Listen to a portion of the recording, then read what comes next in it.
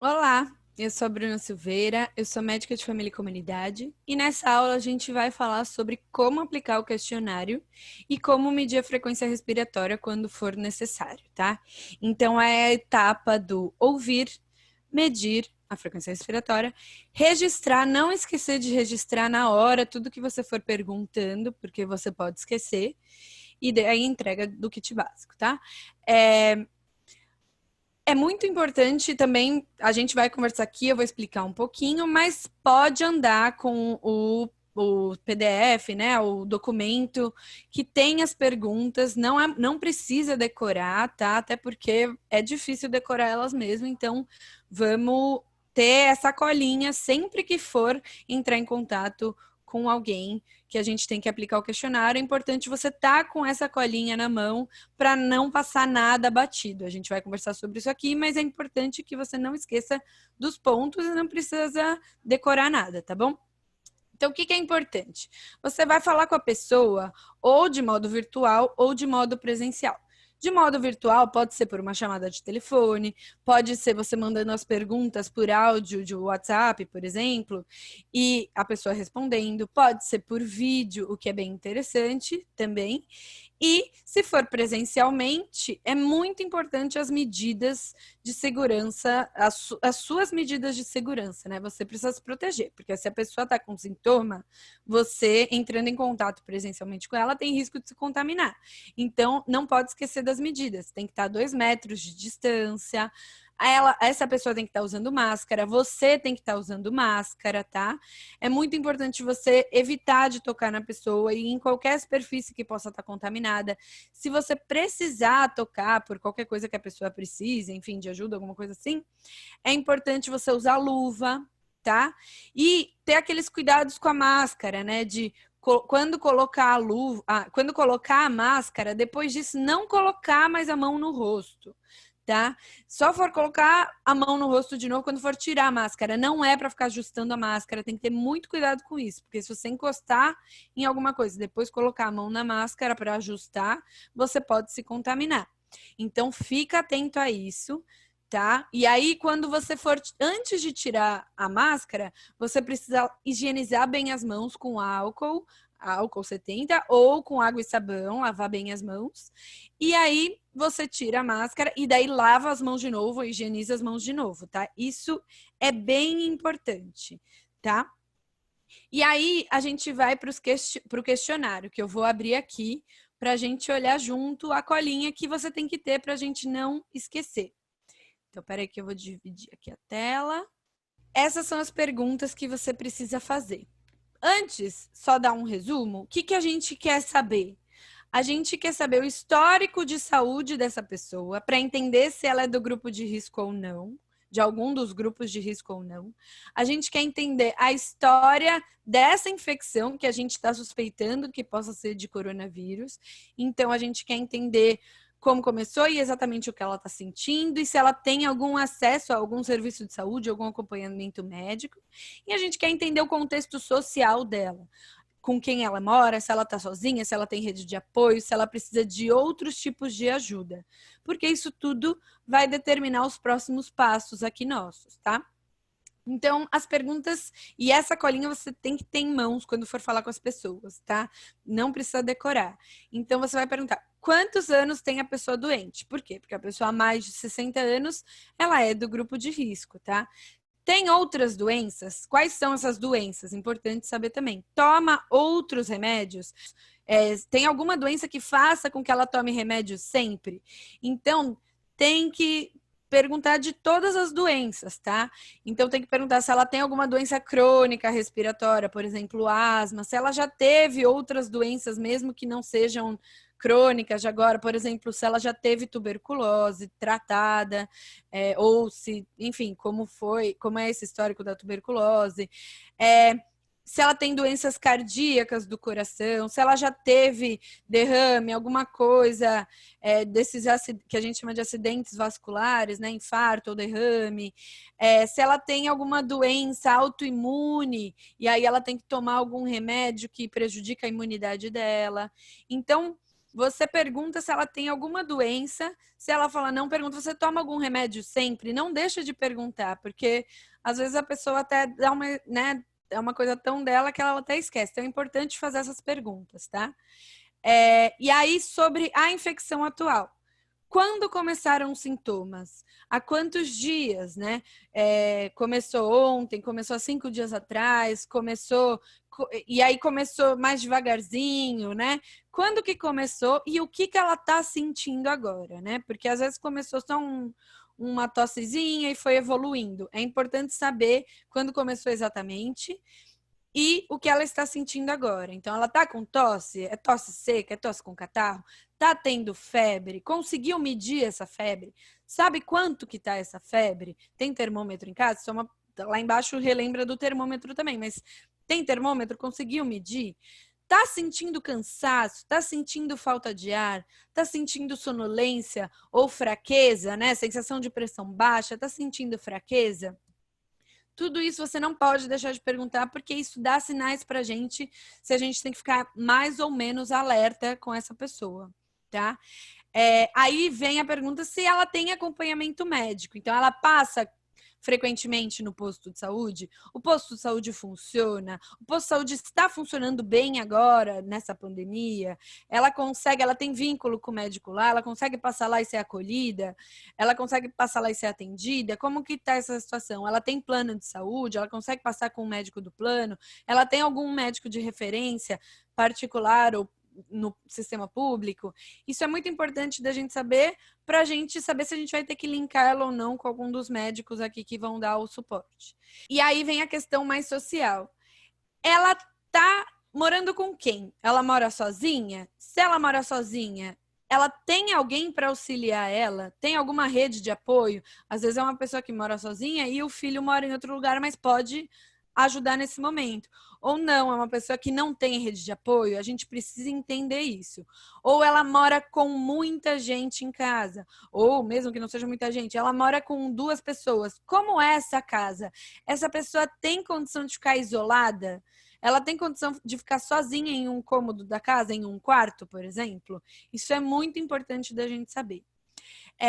E aí, ela tem comida em casa, ela tá com água em casa, ela tem termômetro, tem medicamento para baixar a febre, tem máscara, tem luva, tem álcool, tem sabão, como que tá isso, né? E que tipo de ajuda essa pessoa precisa? Ela consegue realizar as tarefas de autocuidado ou não? Tá muito cansada por causa desse momento que ela tá sentindo agora, pelas coisas que ela está sentindo agora, ou até por doenças crônicas, ou até pela idade, ela não consegue realizar as tarefas de autocuidado sozinha. Ela precisa de alguma ajuda nesse sentido para comprar remédio, para comprar alimento, para comprar produtos de necessidade básica, né? Isso é muito importante da gente entender. E a gente não pode esquecer essas perguntas, tá bom?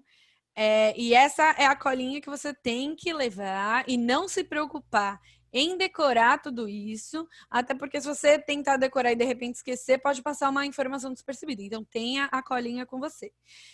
Outra coisa que é muito importante de se perguntar, que aí foge um pouco da ordem prática, mas é mais uma questão da pessoa se sentir acolhida, é perguntar como que ela está emocionalmente com isso que está acontecendo agora com ela, com esses sintomas. Ela está tranquila? Ela está ansiosa? Ela está com medo? E não se preocupar em dar respostas para isso, tá? Porque às vezes a gente não vai ter mesmo. Pode ser uma situação angustiante mesmo.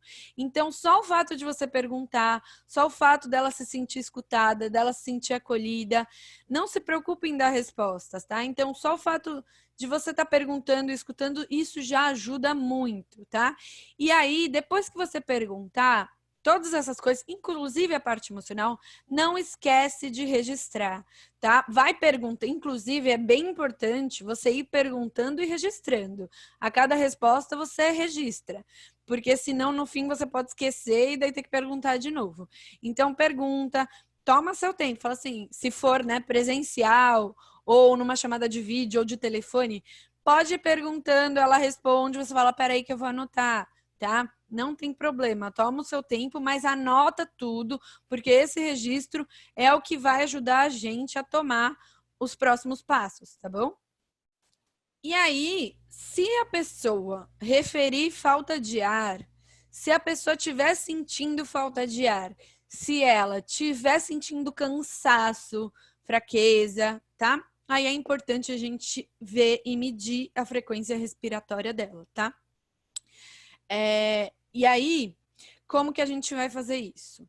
O ideal é a gente fazer isso sem a pessoa perceber que a gente está fazendo, porque aí ela não muda o padrão respiratório dela. Às vezes ela está respirando mais forte, aí quando fala que vai medir a pressão, ela começa a respirar de outro jeito, porque ela sabe que está sendo observada. Mas às vezes não vai dar para isso acontecer. Então, e como é interessante, o importante é medir por 1 minuto a frequência respiratória, vai ser meio difícil ela não perceber que você está medindo. Então, acho que é um pouco sentir isso na hora, mas dá para falar para ela assim, ó, agora eu preciso, já que você está com falta de ar, cansaço, tarará, a gente vai medir a sua frequência respiratória. Ah, se você tiver por chamada de telefone nesse momento, ou por áudio, né?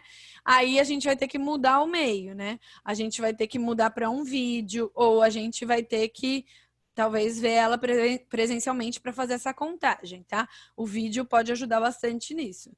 Então, o que é importante? A gente vai observar o movimento de elevação do tórax, né? Do tórax e do abdômen, tá? Uma respiração a gente vai contar como a inspiração e a expiração. Então, puxou, soltou, 1.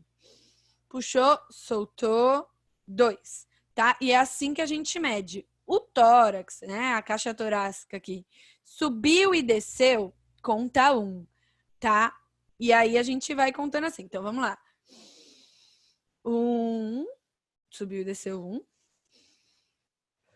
2. Também dá para medir pelo abdômen. Então, o abdômen sobe, desce, 1, sobe, desce, 2. Em criança, se acontecer de ter que medir em criança, é a barriguinha que é importante ver, tá?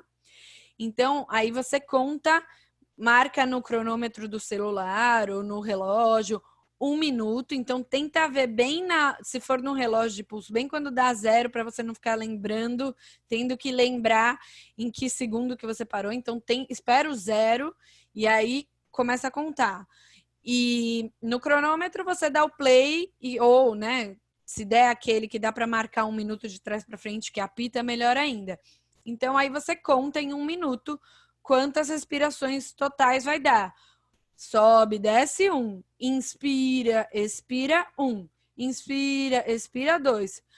Puxa o ar e solta, 1. Puxa o ar e solta, 2. Lembrando que a pessoa tem que respirar. Fala para ela assim, se ela estiver entendendo que você vai fazer isso, você fala, eu vou medir a sua respiração, eu não quero que você mude, nem que faça mais forte, nem mais devagar. Faz do jeito que você estaria fazendo se eu não estivesse te perguntando isso, tá bom? E aí você registra quantas respirações deu em 1 minuto. Muito importante, tá? Você coloca lá o número. Foram 18, sobe e desce. 18, puxa e solta. 18, inspira, expira. Que é um ciclo respiratório esse, tá? É bem importante você anotar. Foram 18, foram 15, foram 25, foram 30. Porque isso fala pra gente se a respiração tá normal ou se a respiração tá muito rápida, tá? Outro jeito da gente quantificar, da gente medir essa falta de ar é pelo oxímetro, que é aquele aparelhinho que a gente vai colocar no dedo da pessoa, tem que colocar até o fundo e aí apertar o botãozinho lá que liga e ver quanto aparece. Esse oxímetro, ele vai dar a saturação de oxigênio, que é o que a gente vai medir, e ele também mostra a frequência cardíaca. Se for via oxímetro, é interessante anotar os dois, tá? Então, qualquer coisa que aparecer ali, você anota, tá? Então, é legal você deixar um tempinho ali, porque às vezes ele tá, como é uma coisa eletrônica, às vezes está ainda o que estava marcado anteriormente. Então, deixa um tempinho, fazer a curva dele, tem que falar para a pessoa deixar o dedo parado. Então, é legal colocar o oxímetro e colocar, por exemplo, a mão apoiada na perna dela, com o oxímetro no dedo, e ver o que aparece de saturação. E aí você anota se é 98, 96, 95, 93, abaixo disso, 80 e poucos, né? Tem que anotar o valor que aparece, tá? E é isso. Essa é a parte dessa aula. As outras, os próximos passos vão estar nas próximas aulas, tá bom? E é isso. Vamos lá.